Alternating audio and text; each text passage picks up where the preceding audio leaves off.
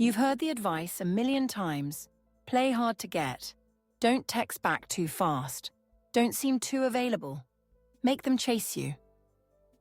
But here's the real question. Does it actually work?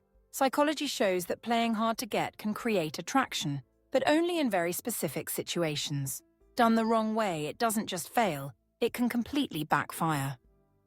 In this video, we're going to break down the science of playing hard to get, why it sometimes works, when it doesn't, and how you can use psychological principles to build real attraction without games.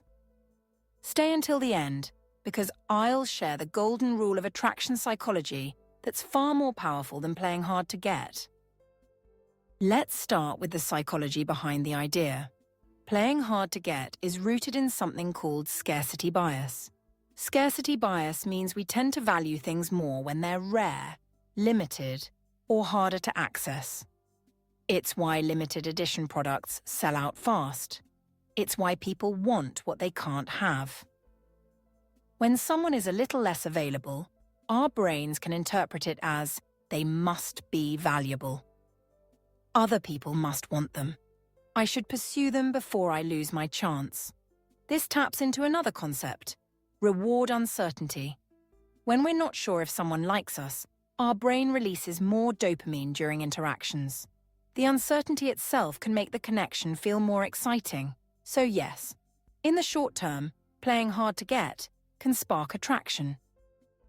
But here's the problem. There's a razor-thin line between playing hard to get and simply being uninterested. If you're too available, people may take you for granted. But if you're too unavailable, people assume you don't care, and they stop trying. Psychologists call this the optimal distance. Enough availability to build a connection, but enough mystery to spark desire. So when does it actually work? 1. Early stage attraction. When you've just met someone, a little mystery can amplify attraction. Not oversharing, not being constantly available, can make you appear more confident and in demand.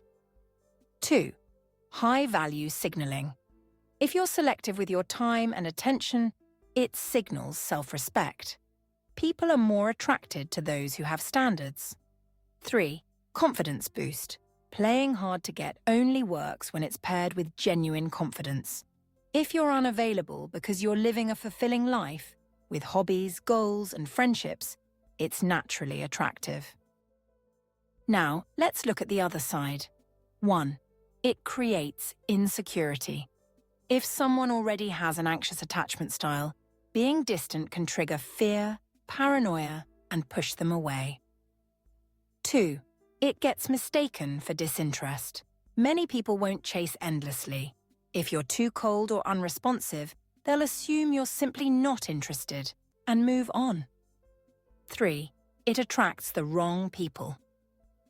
Some people chase only because you're distant, not because they genuinely like you. Once they win, they lose interest. 4. It's unsustainable. Games can't last forever. Real relationships require openness and consistency. If your connection is built only on hard-to-get tactics, it collapses when vulnerability is needed. Attachment theory helps explain why playing hard to get works for some people but not others.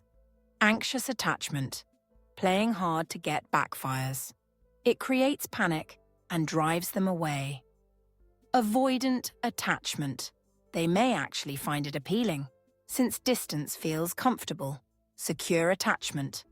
They'll often find the game unnecessary or frustrating.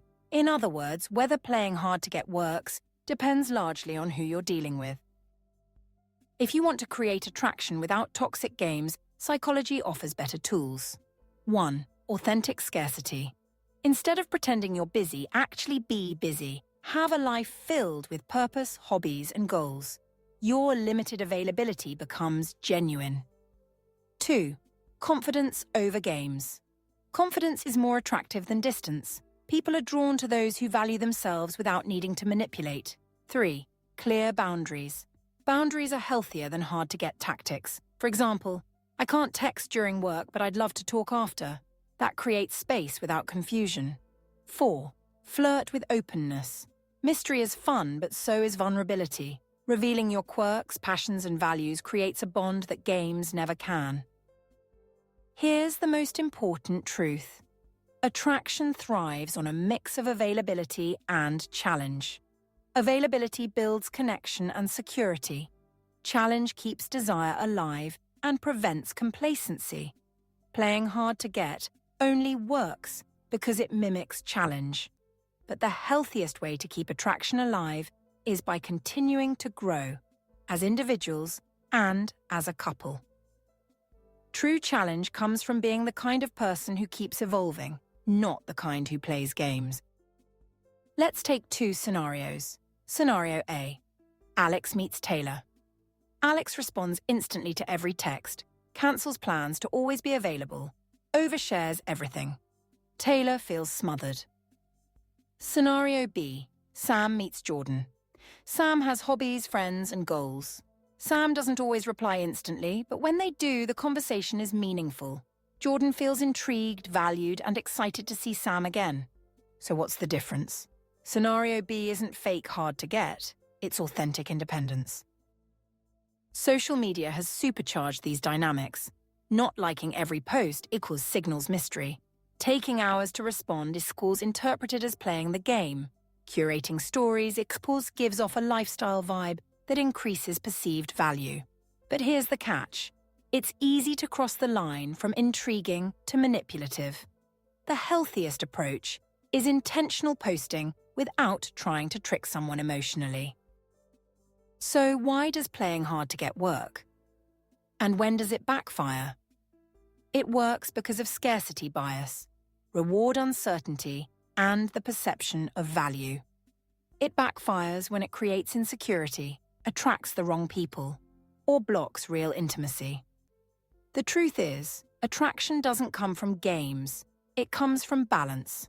Be present enough to build trust, but independent enough to remain a challenge. Because the most attractive people aren't those who play games. They're the ones who have a full life, clear boundaries, and the confidence to love without fear. So tell me, do you think playing hard to get really works, or is it just a toxic dating game? Drop your thoughts in the comments below. And if this video gave you insight, hit like, share, subscribe, and turn on the notification bell for more Love Psychology Explained here at Love Logic Lab UK. Because love isn't about tricks, it's about psychology. And when you understand it, you master it.